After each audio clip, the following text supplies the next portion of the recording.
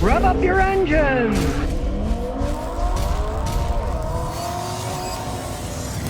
Well, not only is the Chevy Blazer EV a mess, all their Ultium EVs turns out they're having problems with. An online thing called Inside EVs says, unfortunately, it looks like our 2024 Chevrolet Blazer's catastrophic failure in Virginia doesn't seem to be one-off. They got the car to test out, right? I mean, what a rolling pile of crap. They bought one to test it out for a long term, right? They get it soon after. Engine light comes on, there's 23 trouble codes. It's been at the dealership for 2 weeks and they can't figure out what's wrong. Here's the thing. Nobody knows how to fix those stupid things.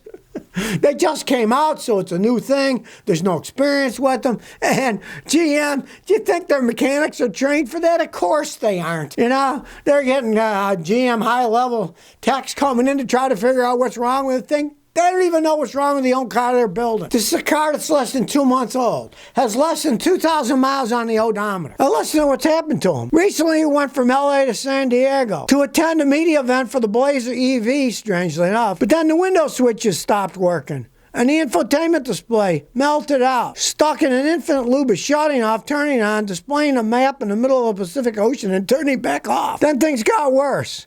We got service vehicle soon, service high voltage system. Later that day, it said, unable to charge. This despite the fact that it wasn't even plugged in. We took it in with 23 codes, and they don't even know how to fix it. They don't even have an estimate how long it'll take, they said. Chevrolet has worked to bring in support from 2 people who don't normally even work at that dealership to help to solve the problem. GM's got electronic problems with all their cars. Now they got all electric cars, rolling piles of crap. They're rolling out their Ultium battery platform car. Oh, it's the ultimate. It's the ultimate in crap from what I see here. And they want you to be a guinea pig for them, right? You know what I say? You want to have no problems? Don't buy one. GM is no good with electronics to begin with. They make fully electric cars and one of the dumbest things they ever came up with. Not only do people not want to buy them, the few that will buy them, if they have experiences like this, guess what? They're going to get rid of them and they'll never buy another GM product. It's almost to the point of absurdity. If in 2 weeks I get these experts and they can't figure it out, that's telling you, don't buy one of these things. Well, Tesla's at it again. They've recalled 120,000 vehicles because their stupid doors might open in a crash. Now, these things have gull-wing doors, the ones that they're having problems. Now, of course, he couldn't call them gull-wing doors. Mercedes did that, right? So they call them Falcon doors. At any rate, they're so poorly designed, you get a crash and they can just pop open.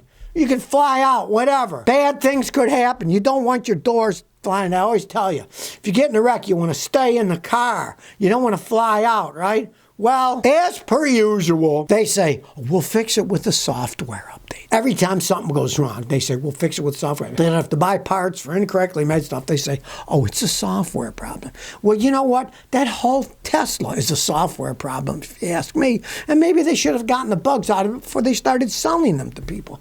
These are very expensive cars, the Model S's and the Model X's. Super expensive. And these are 2021 to 2023 models.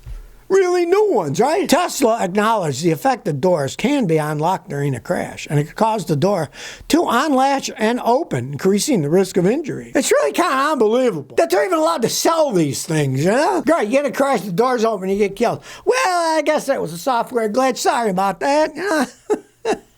How about you just buy another one? The doors didn't work. I'll just go buy another one, you know? You're dumb enough to buy one Tesla, you're probably dumb enough to buy another one, right? You'd think they would have tested these things a little bit better, right? But no, they just sell them. You be the guinea pig. You can see yourself as a guinea pig driving down the road in a Tesla. Who knows what's going to happen? They do lead the nation in crashes. Teslas crash more than any other vehicle out there in the United States. It's something like 25 out of every 1,000 ones every year get involved in a crash. So obviously, they're not very safe vehicles. Now they can say, oh, well, they're safe inside. People don't get killed out, but they get in wrecks all the time. They weigh too much. They're too fast. So they can't stop fast enough because they're super fast and they weigh too much because of the heavy batteries. And now, if you do get in a wreck, the doors might open. Oh, great. Really gives you confidence, right? Okay, the Russians have a new electric car and check it out. Is that the ugliest thing you ever saw? Well, if you know anything about modern Russia, they don't really produce much of anything. It is a service economy. Most of the people make money doing service economy stuff, and basically it's all coming from oil. They got lots of oil, right? Oil, oil, oil. That's where most of their money comes from. They really don't produce anything.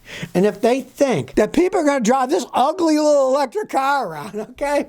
You know, I mean, for ages they had those ugly, horrible little Ladas, right? And I believe the motor in the Lada was a starter motor for a Russian tank, so they took the starter motor and built a car out of it, right? That was the only car you could practically get, so of course, you know, what choice do you have? Ugly as heck. It was a two-stroker, smoke flies out of the back of them and stuff, but you didn't have any choice. That was the only thing there was, right?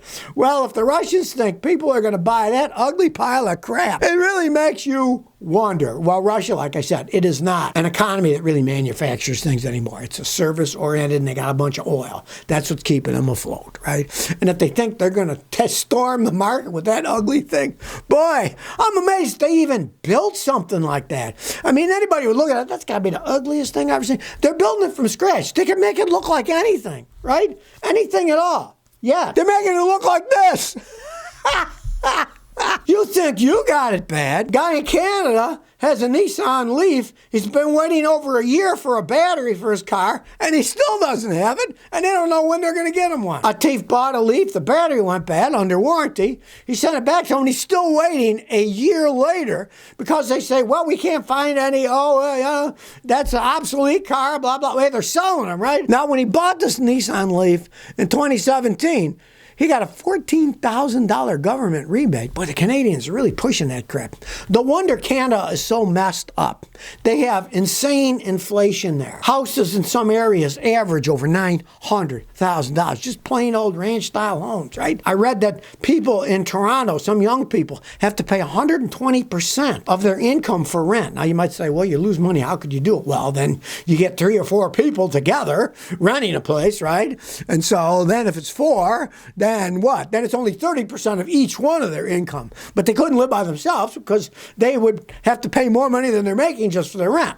Well, maybe giving this $14,000 incentive was a stupid idea because this guy's been waiting now over a year and he still can't get a battery for his car. And he's not alone. There's another guy in Quebec with a Nissan Leaf. His battery went bad. And they said, it might be a year and a half or more. We really don't know when we get a battery for your car. They sell you the crappy things, and then they don't even have parts for them, you know? And don't think Tesla's any different. He's pushing to make as many cars that he can to sell because it has to do with the stock options. He can sell them and make a bunch of money for himself, right? And he's got to meet certain goals, and that's based on how many cars he sells. Well, he didn't give a crap about making spare parts because once it's sold, he didn't care what happens to it. He gets so many, then he gets to cash in his billions, make a bunch of money for himself, right? He doesn't really make that many spare parts. I've seen people waiting months for a fender, for a Model 3. If it gets in a wreck, nobody can get parts for it. So, hey, be leery before you buy these electronic crappers. Well, California changed the law for solar panels, and they're not giving all the kickbacks, these discounts for having it in, right? In April 2023, the California law slashed compensation by about 80% for rooftop solar, right? Well, now, an insurance company that has to deal with stuff like that says they think that 75% of the companies that are installing and selling these rooftop panels are on the verge of bankruptcy that can go out of business. And, of course, I've seen that happen with some of my neighbors in the United States, right? They had solar panels put in, something went wrong, they checked out, the company's bankrupt. Good luck getting it fixed then, right? It reminds me, years ago, I had a customer who bought one of these extended warranties. And it was for an Alfa Romeo. Anybody that you're nuts to buy it to begin with. But to get a policy, you know, the company is going to shell out a fortune, right? So it broke, right? And I needed an alternator with some ridiculous thing like $700, right? So I call up the 1-800 number she gave me for the warranty, and it went, this number no longer exists. If you buy something that looks like it's too good to be true, guess what? It usually is. And they'll promise you all this solar crap. Look, the government of California was, we give you all these rebates. Now, the rebates are 80% gone. We're running out of money. We can't do that anymore. And then the companies that install them, most of their sales are based on these big rebates. So then they go out of business. And you're stuck with something when it does break, or you have it half put on, and then the company goes bankrupt. You're the one who's screwed, right? And oh, Biden and his rebates and going to electrify us all. He doesn't care. He doesn't know what's going on anyways. He's in the White House. He doesn't pay for the electricity, right? So if you never want to miss another one of my new car repair videos, remember to ring that bell.